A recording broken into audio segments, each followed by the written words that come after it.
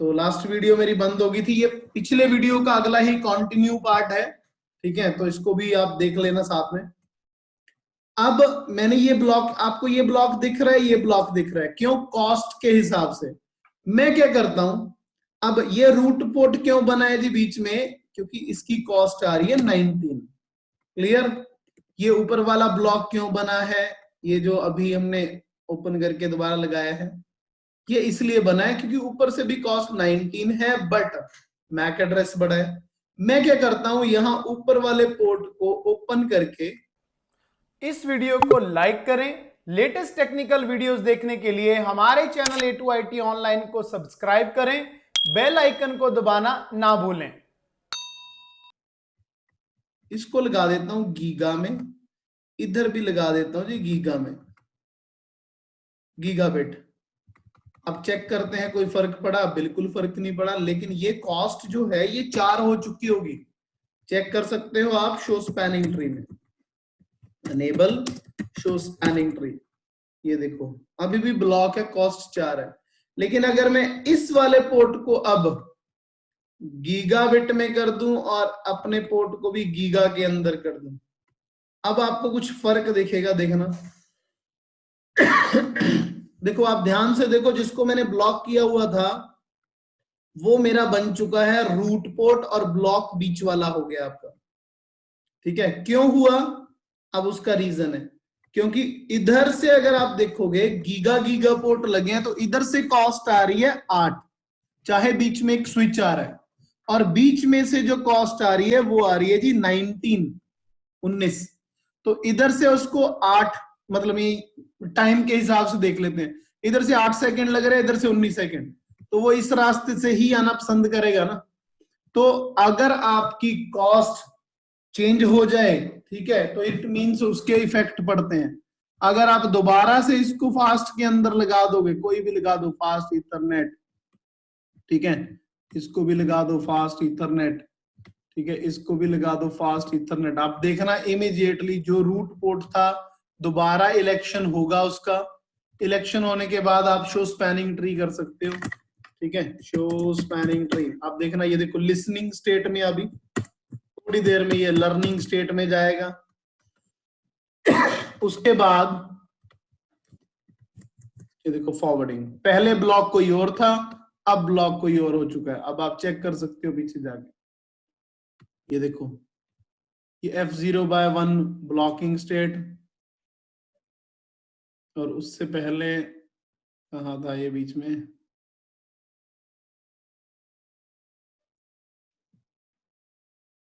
जब इसकी कॉस्ट 4 हो गई थी,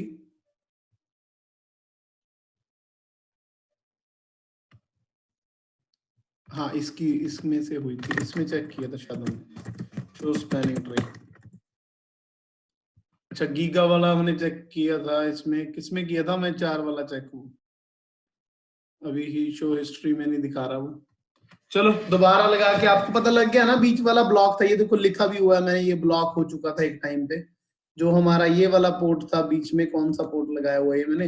F0/3 है ये। तो F0/3 इस टाइम पे जो रूट पोर्ट दिख रहा है आपको, एक टाइम पे F0/3 आपका ब्लॉक स्टेट में जा चुका था।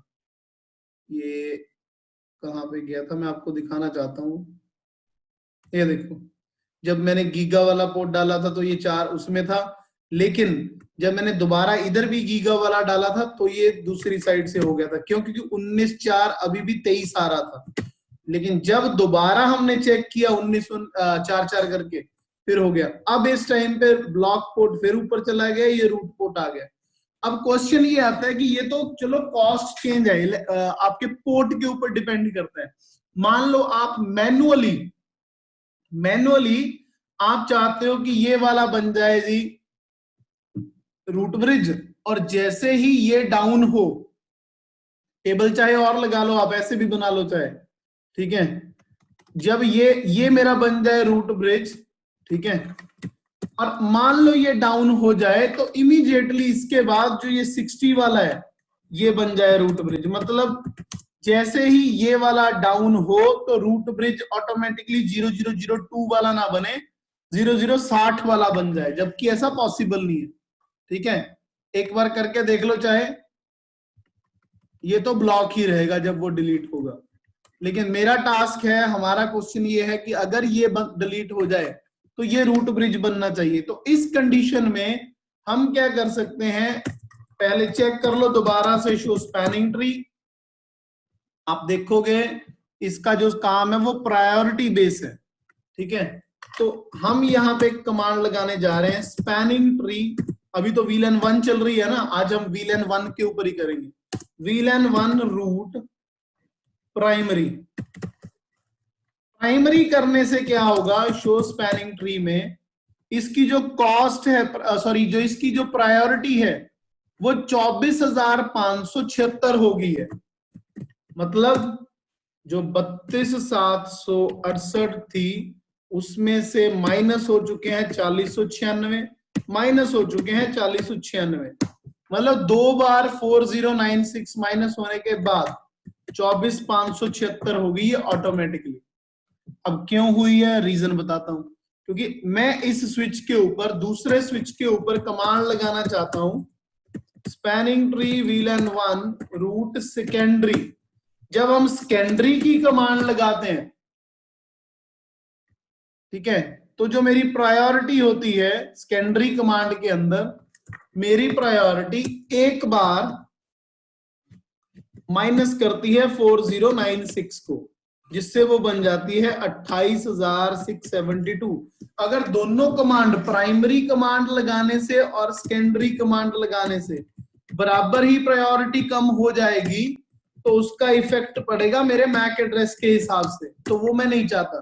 तो प्राइमरी फर्स्ट टाइम करेंगे ना जब, तो वो 2 बार 4096 कम करेगा। अब क्या हुआ, बाकियों की 32,768 चल रही है, तो अगर मेरा प्राइमरी रूट डाउन हो जाए, ये देखो ये मैंने थोड़ी देर के लिए डाउन किया, आप देखोगे अब ये वाला स्विच बन चुका होगा जी रूट ब्रिज। क्यों, क्योंकि इसकी प्रायोरिटी कम है। और अगर ये स्विच दोबारा वापस आ गया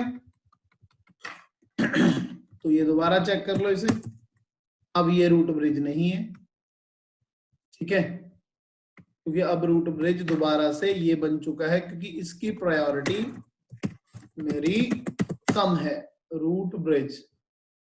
ये देखो, तो ये हो गया प्राइमरी और सेकेंडरी वाला कॉन्सेप्ट। लेकिन अगर आप मैनुअली करना चाहते हो कि नहीं मुझे तो मैनुअली करना है और ये प्राइमरी सेकेंडरी नहीं होना चाहिए, जब भी मैं स्विच ऑन करूं, ऐसा डिजाइन ओपन करूं, तो यही रहना चाहिए मेरा रूट ब्रिज, तो उसके लिए एक स्पेसिफिक कमांड है जी अभी, स्पैनिंग ट्री VLAN 1 प्रायोरिटी।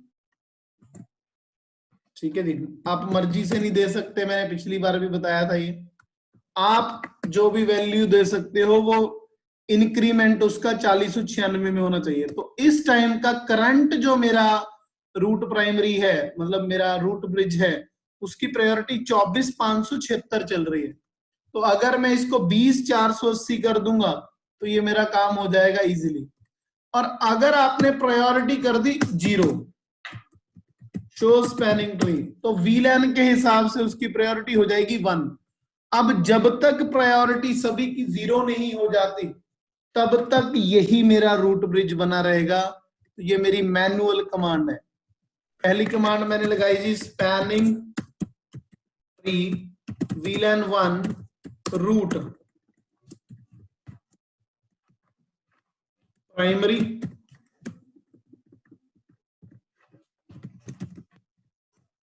दूसरी कमांड मैंने लगाई रूट सेकेंडरी दूसरे स्विच पे। तो ये अपना हो गया प्राइमरी और सेकेंडरी वाला फंडा।